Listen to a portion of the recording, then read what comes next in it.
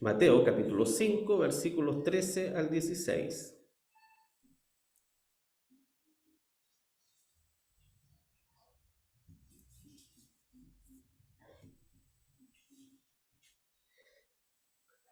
El Evangelio de Mateo, capítulo 5, versículos 13 al 16.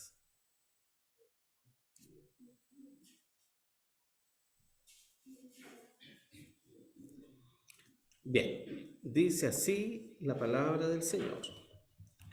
Vosotros sois la sal de la tierra, y si la sal se desvaneciere, ¿con qué será salada?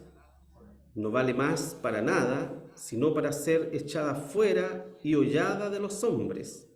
Vosotros sois la luz del mundo. Una ciudad asentada sobre un monte no se puede esconder, ni se enciende una lámpara y se pone debajo de un almud, mas sobre el candelero, y alumbra a todos los que están en casa. Así alumbre vuestra luz delante de los hombres, para que vean vuestras buenas obras y glorifiquen a vuestro Padre que está en los cielos. Bueno, estamos analizando, ¿verdad?, de manera general el Evangelio de Mateo para saber quién escribió el Evangelio, a quién fue dirigido, ¿no es cierto? Y algunas particularidades que son importantes saberlas. Vamos a recordar algunas cosas que vimos en la clase pasada para poder avanzar hoy día, porque tenemos visitas en nuestra clase hoy día, los jóvenes. Están de visita hoy día los jóvenes, ¿ya? Bueno, ¿por qué elegí este versículo? La semana pasada elegí otro versículo.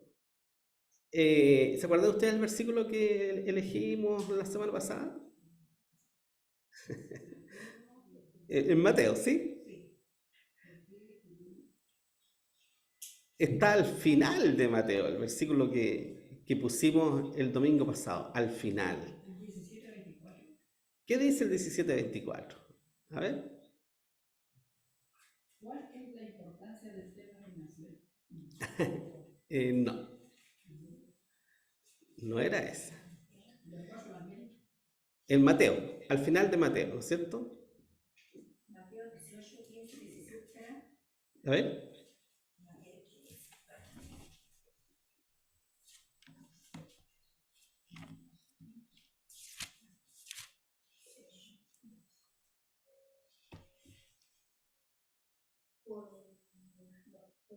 Si tu hermano te cae contra No, fue al final, ¿ya?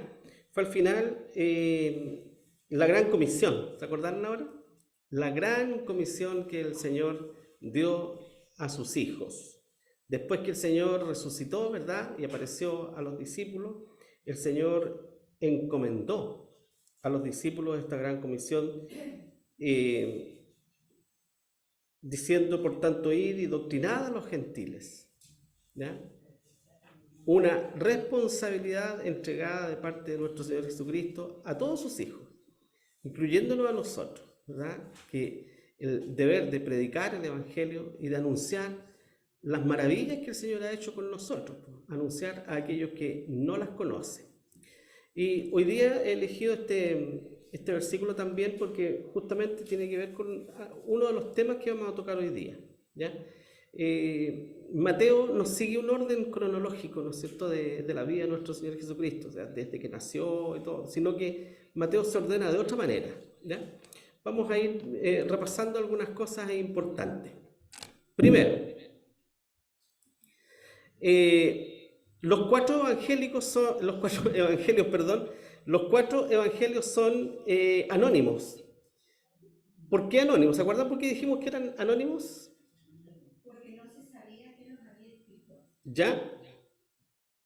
Ya, porque no está de manera expresa tampoco, ¿no es cierto?, ahí en los evangelios quién fue el que lo escribió.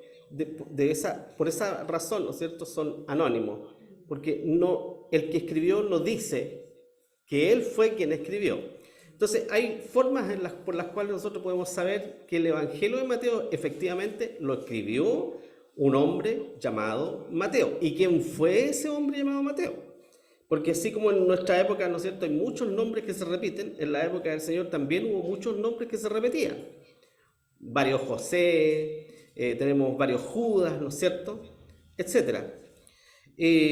Los 4 evangelios entonces son anónimos debido a que no se mencionan ellos a quienes escribieron. Sin embargo, debido a las evidencias reunidas podemos saber quién es su autor. ¿Se acuerda alguna de las evidencias que vimos? ¿Ah? ¿Sí? Eso dice, según San Mateo. El evangelio según... San Mateo, según San Mateo. Nosotros le quitamos el san, pero según Mateo, sí. El evangelio quiere decir las buenas nuevas, ¿no es cierto? Y los 4 evangelios relatan en cierto modo la vida de nuestro Señor Jesucristo. ¿Ya? Es como, los 4 evangelios son como la biografía de nuestro Señor Jesucristo, vista por 4 hombres distintos. Por eso que dice según, ¿ya? Según lo que vio Mateo, o según lo que estudió Mateo, según lo que investigó, etc. ¿Ya? ¿Hermana Norma? Lo que yo recuerdo es que a Mateo lo llamó el Señor. Ya, muy bien. Lo llamó él, pero primero empezaron a circular los evangelios de Juan. Ya. ¿Ya? De eso no recuerdo. Ya, vamos a ver si es cierto lo que dice la hermana Norma. ¿Ya? Vamos por partes. Gracias, hermana Norma. Bien. El autor, ¿no es cierto? O el autor, cuando me refiero a autor, me refiero a quien escribió, porque no olvidemos, importante. ¿Quién es el autor de la Biblia? Dios es el autor de la Biblia, ¿no es cierto? La escribieron hombres, pero Dios es el autor. Ya, entonces el escritor de este evangelio es Mateo, que también fue llamado Leví. Y eso lo podemos ver en Marcos 2.14, si lo buscamos rápidamente. Marcos 2.14.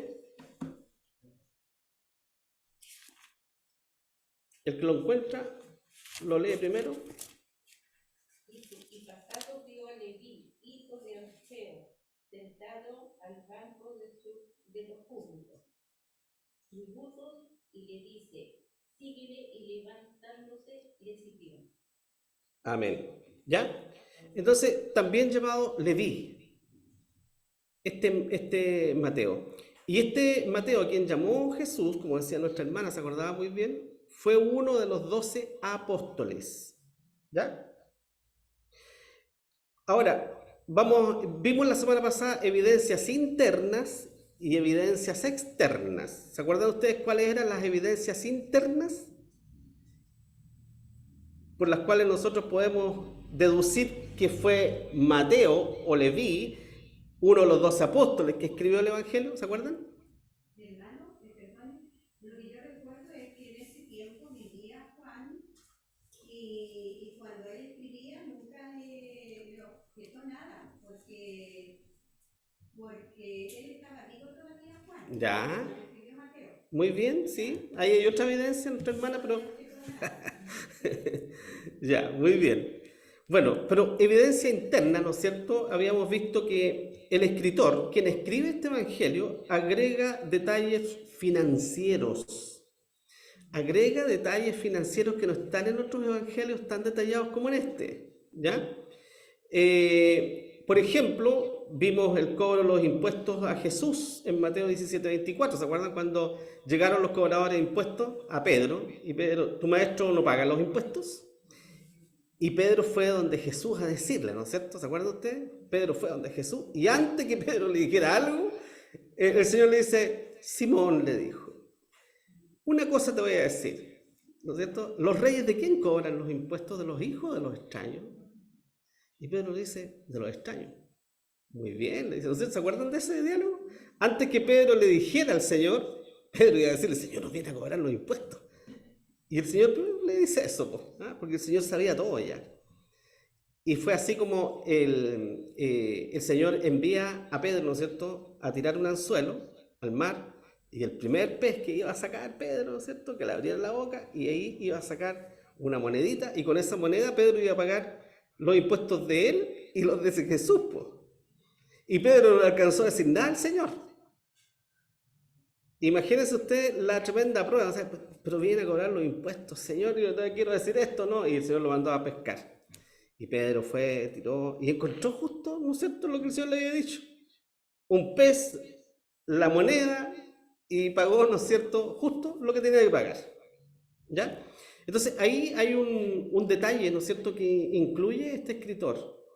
Y un detalle, ¿no es cierto?, que nos demuestra que efectivamente Mateo fue quien escribió, porque Mateo había sido cobrador de impuestos. ¿Ya? ¿Y quién mejor que un cobrador de impuestos sabía el detalle, ¿no es cierto?, lo que tenía que pagar el pueblo? ¿Ya? Ahí hay un detalle, hay varios más. ¿Ya? Mencionamos ese como una evidencia interna. O sea, la evidencia interna es la prueba que la misma Biblia nos enseña para que nosotros podamos decir sí, fue Mateo el que escribió el libro, el apóstol de Jesús, el que fue publicano. ¿Ya? Esa es una prueba. A pesar de que Mateo no dice en su evangelio, yo, Mateo, escribí esta historia, ¿no es cierto?, de Jesús, la vida. No, no lo dice nunca. Ni siquiera relata en primera persona su conversión. Es como Juan. Pero esta evidencia interna, hay otra, pero por causa de tiempo mismo esta, ¿no es cierto? Esta evidencia interna nos muestra de que la misma palabra, el mismo evangelio, ¿no es cierto?, nos da detalles para que nosotros podamos decir, sí, Mateo escribió ese evangelio. Y esto les dije que era importante. ¿Por qué? Porque la Biblia siempre ha tenido oposición. Y en nuestro tiempo también tiene oposición. Y todavía hay muchos, incluso teólogos, ¿no es cierto?, del área liberal, de la parte liberal, que ponen en duda los escritores de algunos libros de la palabra del Señor, como por ejemplo ponen en duda que Moisés escribiera el Pentateuco. Hay dudas de algunas cartas de Pablo, que Pablo efectivamente no las escribió, dice. Y de los evangelios también algunos ponen en duda que efectivamente fueron escritos por quienes decimos nosotros que fueron escritos. ¿Ya? Entonces es importante saber esto para poder defender la fe. De esa manera nosotros defendemos la fe. Si alguien nos dice, no, sabes tú que Mateo ni siquiera escribió ese evangelio, mentira. Ese evangelio lo escribieron después, mucho tiempo, en el año 1500. Antes no existía. No, ¿verdad? No es así. ¿Ya? Entonces aquí tenemos la primera prueba de que Mateo fue quien escribió este evangelio y que este Mateo fue uno de los 12 apóstoles de Jesús y que era publicano, a ese que llamó el Señor cuando estaba cobrando impuestos. El Señor le dijo, sígueme, y Mateo dejó el banco de los tributos públicos, ¿no es cierto?, y empezó a seguir al Señor. ¿Ya? Y otra cosa es que el que escribe era judío. Sí o sí, el que escribió este evangelio era judío. No cabe la menor duda. ¿Por qué? Porque, porque describe muchos detalles que solo un judío podía saberlo. Y detalles rabínicos, ya que tenían que ver con el sacerdocio. Por eso que el que escribió fue judío. No era ni griego, ni era romano, ni era extranjero, sino que el que escribió era judío. Y era Mateo, porque el que escribió tenía conocimiento, ¿no es cierto?, financiero. Y Mateo había sido publicano. Entonces ahí hay dos pruebas internas, ¿no es cierto?, que nos ratifican de que efectivamente Mateo fue quien escribió este evangelio. Y la evidencia externa que habíamos dicho también, la evidencia que se saca de la historia, ¿no es cierto?, de la iglesia apostólica, de los padres de la iglesia, de la tradición de la iglesia, que es la evidencia externa que llega hasta nuestros días, que la iglesia primitiva fue unánime en aceptar que este evangelio lo había escrito Mateo. La iglesia primitiva nunca puso en duda de que este evangelio había sido escrito por uno de los 12 apóstoles de nuestro Señor Jesucristo. Y les había dicho que este hombre llamado Papías, que fue discípulo de Juan, ¿ya? No aparece en la Biblia Papías, pero sí aparece en la historia de la iglesia. ¿Ah? Y él vivió entre el año 70 y el año 150, Papías, y fue discipulado por Juan, por el apóstol Juan. Este Papías escribió lo siguiente con respecto al Evangelio, diciendo, Mateo reunió los oráculos del Señor en el idioma hebreo y cada uno los interpretó como mejor pudo. O sea, Papías, que fue discípulo de Juan, no puso en duda que Mateo había escrito el Evangelio. O sea, ¿Y quién se lo había hecho? Seguramente Juan. Juan estaba en vida cuando este evangelio ya circulaba por las iglesias, ¿no es cierto?, apostólicas. Entonces, hay evidencia bastante contundente, ¿no es cierto?, de que efectivamente Mateo fue quien escribió este evangelio. Y antes de ser discípulo, este Mateo fue publicano o cobrador de impuestos. Y habíamos dicho que a los publicanos se les consideraba traidores y muy pecadores, ¿se acuerdan ustedes? O sea, un publicano, primero, era considerado un hombre, lo más bajo, o sea, pecador, porque acuérdense ustedes que los fariseos no se consideraban pecadores. Los fariseos se consideraban hijos de Abraham, impecables, ¿no es cierto? Entonces, a los publicanos los consideraban como pecadores junto con las prostitutas. Publicanos y prostitutas eran lo peor para los judíos, ¿ya? Y Mateo era publicano, ¿ya? Había sido publicano, había sido parte de esta lacra de la sociedad, ¿no es cierto?, en la época. Y a este eligió el Señor, a ese, a la lacra, ¿no es cierto?, a lo que la sociedad despreciaba.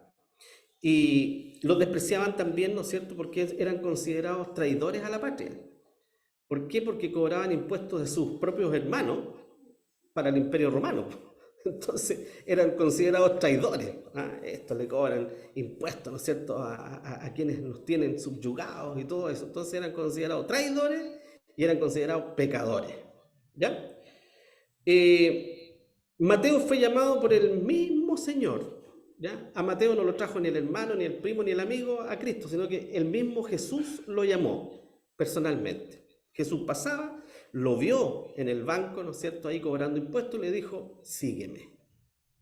Y no dice nada más, y dice que Mateo lo siguió, o sea, dejó todo y al tiro lo siguió. No dice nada más. ¿Cómo habrá sido ese llamado? ¿Mateo habrá escuchado al Señor antes? Yo creo que sí. En alguna oportunidad Mateo debe haber escuchado por ahí, así como cuando nosotros andamos por ahí y escuchamos por ahí a alguien que predica. Entonces seguramente Mateo un día caminando vio a Jesús o tal vez estuvo presente en alguno de sus sermones por ahí, ¿no es cierto? Porque aquí Jesús dice simplemente que le dijo, sígueme. Y Mateo lo siguió. Bien, fecha y el lugar de composición, o sea, cuándo, en la fecha que se escribió y el lugar donde se escribió. Las fechas siempre son aproximadas, hermano, porque no puede haber un rango ahí porque unos dicen una fecha, otros estudiosos han determinado otras fechas, entonces son aproximadamente las fechas siempre. Bueno, los testimonios antiguos de la iglesia primitiva coinciden en que este evangelio fue publicado antes que los demás evangelios, alrededor del año 38. ¿Ya? 38. Los más escépticos dicen no, el año 50, 60. ¿Ya? Pero hay testimonios de la iglesia primitiva que ya en el año 38 aproximadamente, imagínense antes del año 40, de la era nuestra, el Evangelio de Mateo ya circulaba por las iglesias, ya estaba por las iglesias. Y esa evidencia es importantísima, porque aunque hubiese circulado en el año 60, en el año 60 todavía había hermanos, ¿no es cierto?, que estaban vivos y que habían sido testigos de las cosas que había hecho nuestro Señor Jesucristo. Y por lo tanto, si esos hermanos que todavía estaban vivos, como Juan y otros apóstoles, hubiesen descubierto que Mateo hablaba cosas que no correspondían a la realidad, que habría pasado, inmediatamente lo habrían censurado. Dice, no, esto no corresponde, ¿no es cierto? Es como les había dicho, ¿se acuerdan las biografías? Las biografías que se hacen de personas vivas, ¿no es cierto? Que hay muchas. La gente inmediatamente dice, no, esto está inventado, no, eso no es así, ¿no es cierto? Entonces, es lo mismo, ¿ya? Este evangelio, entonces, si circulaba ya, por último, en el año 60, empezó a circular, todavía había muchos que habían sido testigos, ¿no es cierto?, de los milagros de nuestro Señor Jesucristo, que estaban vivos. Entonces, eso le da veracidad a este evangelio también, ¿ya? Fue escrito en Palestina, o sea, ahí en Israel, probablemente con el título de Los discursos de Jesús. Probablemente ese fue el título con el que se escribió. Acuérdense ustedes que Mateo efectivamente escribió, y en la época se escribía en pergaminos, y estos pergaminos empezaron a copiarse para distribuirse, ¿no es cierto?, en distintas iglesias, y de esa forma el Evangelio de Mateo empezó a circular en las iglesias. ¿Ya? El primer libro del Nuevo Testamento que empezó a circular fue este. Qué bendición para los hermanos, imaginen ustedes, tener este Evangelio. Poco después de la muerte del Señor Jesucristo, porque Jesús murió alrededor del año 35. Si era como de 3 años, ¿no es cierto?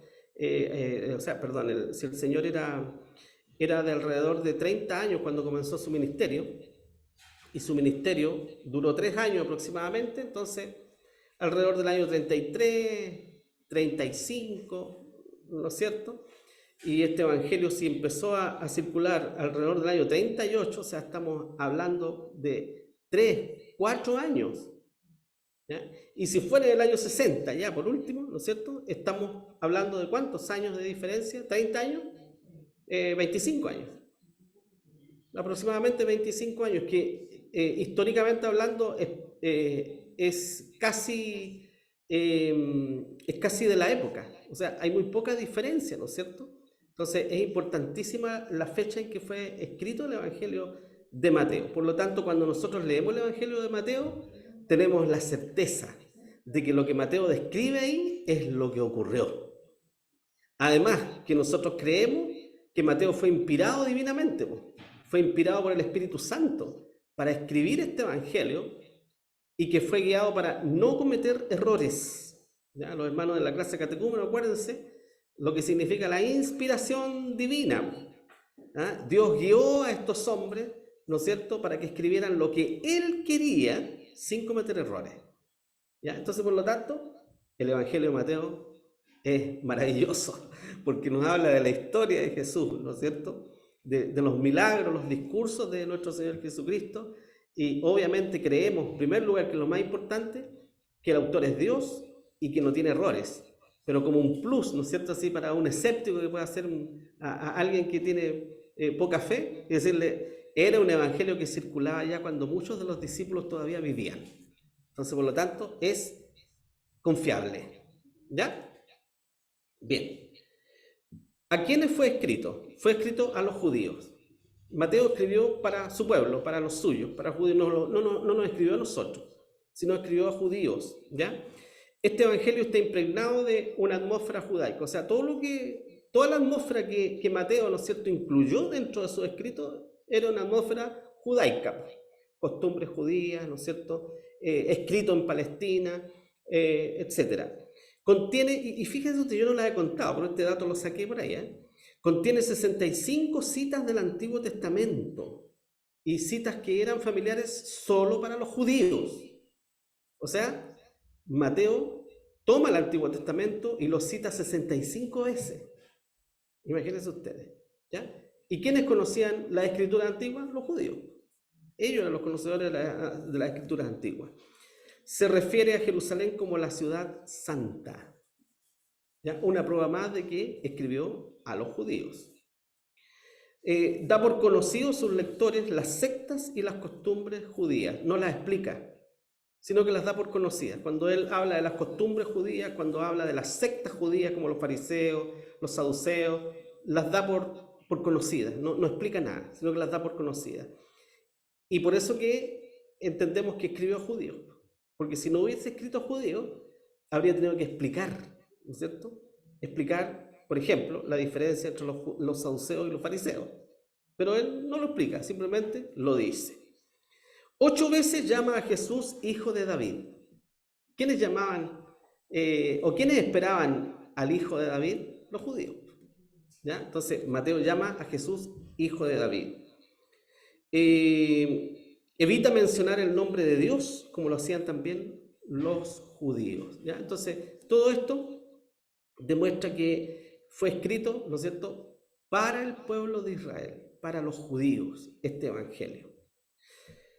El estilo en que fue escrito, que también lo vimos, ¿ya? Es un estilo metódico. O sea, Mateo no sigue un orden cronológico, desde que nació el Señor, ¿no es cierto?, hasta que nos sigue orden cronológico Mateo, como otro evangelio, como Lucas, por ejemplo. ¿Ya? Mateo no es cronológico. Nació el Señor Jesucristo aquí, no sigue así. Mateo ordena según el pensamiento su evangelio, ¿ya? Los agrupa, como dice aquí, en parábolas, los discursos, los milagros, ¿ya? Para ir presentando, como dice ahí, un cuadro completo del Señor, ¿ya? Agrupa todos los discursos. De hecho, comienza con el Sermón del Monte, que es parte, por eso que tomé hoy día ese, vosotros sois la luz del mundo, porque ese texto es sacado del Sermón del Monte, ¿ya? Entonces, Mateo agrupa los discursos del Señor, después agrupa las parábolas, ¿no es cierto? Y así, y los milagros. No va en un orden, y repito, cronológico. ¿Y de qué se trata? Primero, entendemos que se trata de la vida de nuestro Señor Jesucristo. El Evangelio de Mateo trata ¿qué? De la vida de nuestro Señor Jesucristo. Lógico, ¿no es cierto? Y se ocupa de los discursos de Jesús. Después de una breve introducción, como lo decía yo recién, introduce primero el Evangelio, pasa al medio del ministerio del Señor en el Sermón del Monte. Porque el Sermón del Monte fue en la mitad del ministerio de nuestro Señor Jesucristo. No fue al principio, fue en la mitad. Entonces Mateo da una introducción e inmediatamente al Sermón del Monte. ¿Se fija? Entonces nos sigue el orden cronológico. ¿Ya? Capítulo 5 al 7 está el Sermón del Monte. Luego siguen 2 capítulos narrativos y enseguida el discurso a los 12 apóstoles del capítulo 10. A continuación el discurso sobre Juan el Bautista en el capítulo 11, una conversación, con los fariseos en el capítulo 12, el discurso sobre los 7 misterios del reino de los cielos en el capítulo 13, la parábola del sembrador, la cizaña, el grano mostaza, la levadura, el tesoro escondido, la perla preciosa, la red, etc. ¿Ya? Los va agrupando Mateo. La mayor parte del Evangelio entonces consiste en una serie de discursos unidos por porciones históricas nada más. ¿Ya? Por eso que probablemente fue escrito, como les decía al comienzo, algunos piensan, con las homilías de Jesús, o sea, los discursos de Jesús. Probablemente fue ese el título con que escribió Mateo. Y obviamente trata de Jesús, pero presenta una cara de nuestro Señor Jesucristo, ¿cierto? Y así como cada evangelio presenta un aspecto diferente de Cristo, Mateo, Marcos, Lucas, Juan, presenta un aspecto distinto del Señor, pero todos se complementan, obviamente, ¿ya? Mateo nos habla de Cristo como el Mesías de Israel, ¿ya? Mateo presenta a Cristo como el Mesías prometido, el Mesías que Dios había prometido, ¿se acuerdan? Lo que estamos viendo los jueves, con el panorama, ¿no es cierto?, de la Biblia, cuando Dios promete un Salvador a Adán y Eva en el huerto de Edén, ¿no es cierto? Así Mateo presenta a Cristo como el Mesías de Israel, el León de Judá. Génesis 49, del 8 al 11 y Apocalipsis 5, 5, ¿verdad? Génesis 48, 49, del 8 al 11, ahí está. Y Apocalipsis 5, 5. El propósito de Mateo era demostrar que este Jesús, ¿no es cierto?, llamado Nazareno, ¿no es cierto?, Jesús de Nazaret, es el Mesías. Por eso que este evangelio fue presentado, fue escrito para los judíos, para probar a los judíos que Jesús era el Mesías, que esperaba Israel, ¿ya? Y por eso contiene tantas citas del Antiguo Testamento, porque de qué otra manera se iban a convencer los judíos con la Escritura, con el Antiguo Testamento. Entonces Mateo presenta muchas citas, ¿no es cierto?, del Antiguo Testamento. En Mateo 1.1 anuncia a Jesús del linaje de David y de Abraham. En Mateo 1.1, o sea, comienza así, ¿verdad? Si vamos a la lectura.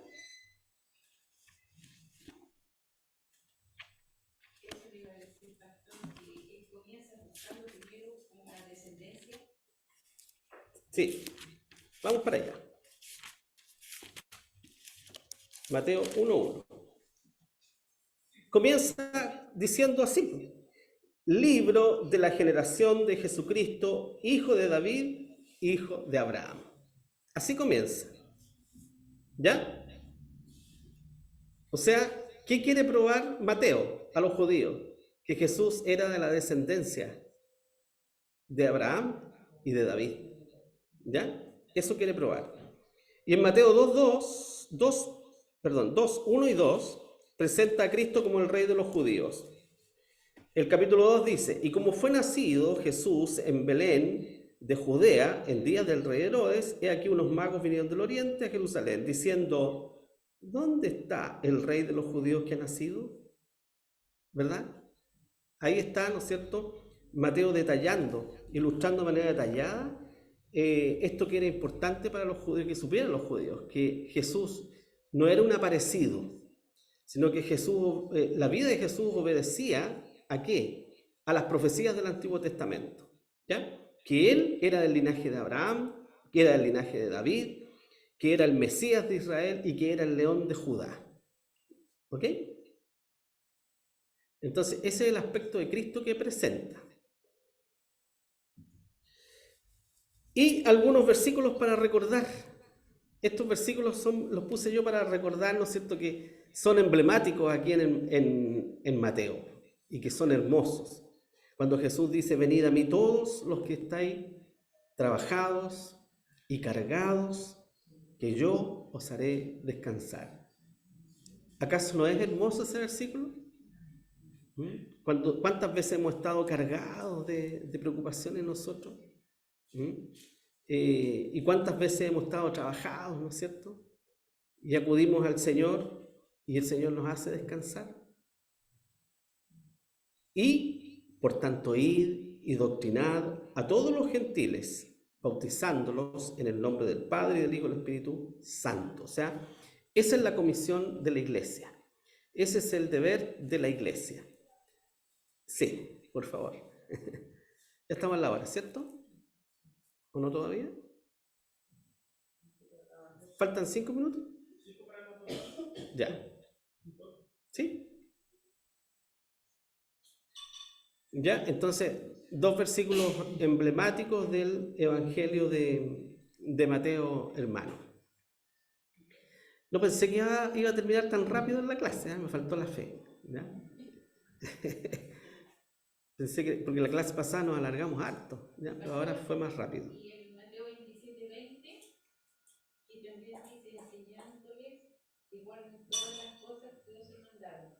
Y aquí yo estoy con vosotros todos los días hasta el fin del mundo. Amén. También, ¿no es cierto? Palabra de nuestro Señor Jesucristo.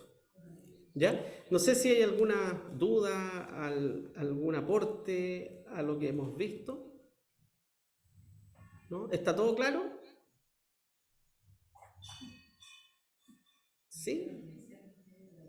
¿Por qué podemos decir entonces que Mateo, o llamado Leví, uno de los 12 apóstoles, fue el que escribió este evangelio?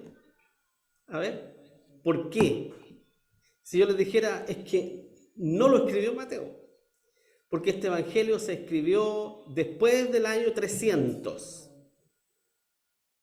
porque ninguno de los padres de la iglesia lo mencionó antes. Entonces es imposible que lo haya escrito Mateo, porque Mateo vivió hasta el año 70, 60. Entonces, ¿cómo va a escribir un muerto un libro en el año 300? ¿Qué me dirían ustedes? Ahí que no fue llamado por Jesús, empezando. ¿Ah? Empezando que no fue un llamado a ser apóstol de él. Porque si él no estaba en ese tiempo, Ya, pero sí fue llamado. Pero ¿cómo ustedes me dirían a mí? No, está equivocado. No, porque si lo escribió fue Mateo. Pero ¿cómo prueba usted que Mateo Porque Dios fue quien lo llamó a él Ya, y le dio ese conocimiento de hacerlo para que pueda escribir. ya. Hay detalles, ¿no es cierto? Hay detalles que parece que no fueran importantes, pero que sí son importantes ¿Para qué? Para defender esta posición de que efectivamente Mateo, uno de los 12 apóstoles, escribió el Evangelio y que las vimos, y son detalles, cositas pequeñas, porque nosotros pensamos siempre en buscar pruebas ya, pero contundentes, grandes, así, y a veces no las encontramos, pero estas pruebas son cosas pequeñas. Por ejemplo, el que escribió el Evangelio, acuérdense ustedes, el que escribió el Evangelio tenía conocimiento de economía. Y Mateo, el apóstol, había sido publicano. Y este escritor, el que escribió el Evangelio de Mateo, relata, ¿no es cierto?, detalles con respecto a los impuestos. Entonces, ahí hay una prueba de que este Mateo fue uno de los 12 apóstoles que había sido publicano. Hay una prueba ahí, ¿no es cierto? Y el Mateo que escribió era judío. ¿Por qué era judío? Mencionaba muchos detalles de su descendencia judía. Porque menciona muchos detalles, ¿no es cierto?, que conocían los judíos, de la cultura judía, ¿verdad? De las sectas judías. Habla con total conocimiento, ¿no es cierto?, de la cultura judía. ¿Ya? Entonces hay cositas pequeñas que nos van diciendo, ¿no es cierto?, que efectivamente fue Mateo. Y otras que no son menor importantes, ¿no es cierto?, que Papías, ya muy temprano, habiendo sido discípulo de Juan, no pone en duda de que Mateo, el apóstol, había escrito este evangelio. Lo confirma. Pero había un detalle, como era cobrador de impuestos, y en cada uno que él cobraba impuestos era tan minucioso en cada, que estudiaba no lo que daban, sino lo que él que daba el impuesto de cada uno. ¿Ya? Tenía ese conocimiento de decir, el otro. Por eso es que le traía tanto el evangelio, que digo yo, y Dios le dio ese conocimiento, pero ya él tenía ese conocimiento. Claro. Por ser cobrador de impuestos. Por haber sido publicano. Sabía perfectamente, ¿no es cierto?, cómo funcionaba. Exacto. Ahí tenemos entonces varias pruebas, ¿verdad?, de que efectivamente fue Mateo, uno de los 12 apóstoles, quien escribió este evangelio. Así que cuando nosotros leemos el evangelio de Mateo, estamos completamente seguros de que es la palabra de Dios. Primero, y que es lo más importante para nosotros, para que no olvidemos, porque nosotros creemos en la inspiración divina de la Escritura. Si no creemos eso, entonces estamos perdidos, porque quiere decir, si no creyéramos eso, querría decir que para mí la Biblia no es la verdad. ¿Ya? Entonces, el cristiano lo primero debe partir creyendo de que la Biblia es la palabra de Dios y que fue inspirada por Dios, o sea, fue inspirada divinamente por el Espíritu Santo. No contiene errores, ¿ya? A pesar de que no es un libro histórico, no contiene errores históricos, no contiene errores geográficos, pero tampoco contiene errores doctrinales, ¿ya? Y eso es importante, porque con los hermanos de la clase catecúmeno estamos viendo las Biblias adulteradas, ¿no? Y la Biblia católica, por ejemplo, trae más libros que la Biblia nuestra. Nuestra Biblia tiene ¿cuántos libros? 66. La Biblia católica tiene más de 66 libros, porque la Biblia católica añadió los llamados libros apócrifos. ¿Y cómo sabemos que los libros apócrifos no fueron inspirados por Dios? Porque contienen errores, y contienen errores que se contradicen con la Biblia. Por ejemplo, hay errores, ¿no es cierto?, de los cuales dice que la limosna salva, ¿ya? Y siendo que la Biblia claramente dice que la salvación es por gracia, no por las obras. Sin embargo, el libro Tobías habla abundantemente de que la limosna salva las almas. Eso es antibíblico. No podríamos considerar que ese libro es inspirado divinamente. Por eso que la iglesia primitiva nunca los aceptó, ni los judíos tampoco los aceptaron nunca como parte del canon de la Escritura. Por lo tanto, la iglesia apostólica tampoco los aceptó. Y por eso tampoco nosotros los tenemos hoy día, ¿ya? Y hay muchos otros errores en los libros apócrifos que no fueron considerados. ¿Ya? Entonces, tenemos la certeza nosotros de que los libros que tenemos en la palabra del Señor son la palabra divinamente inspirada de Dios, que Dios es el autor, que utilizó a hombres para que escribieran, ¿no es cierto? Inspirados por el Espíritu Santo. Los libró de cometer errores, ¿no es cierto? Y por lo tanto, estos hombres escribieron las palabras que Dios quería que estuvieran escritas allí. Y termino con esto, ¿no es cierto? Cuando decimos que la Biblia es inspirada, plenaria y verbalmente, ¿a qué me estoy refiriendo?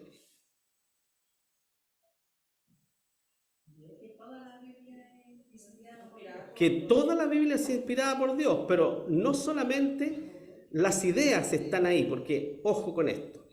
Hay personas que dicen, no, si la Biblia contiene nomás la palabra de Dios. O sea, y cuando yo digo que la Biblia contiene la palabra de Dios, estoy diciendo que no toda la Biblia tiene la palabra de Dios, sino que hay cosas que fueron añadidas por los hombres nomás. ¿Ya? Por eso que nosotros decimos que la Biblia es la palabra de Dios.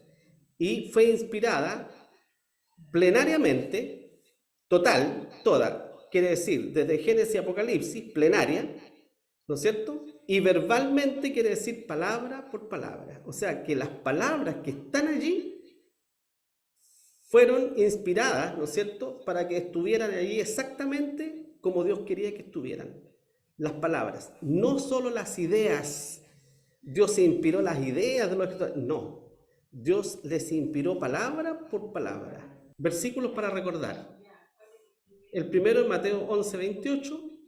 Venid a mí todos los que estáis trabajados y cargados, que yo os haré descansar. Y Mateo 28:19. Por tanto, id y doctrinad a los gentiles.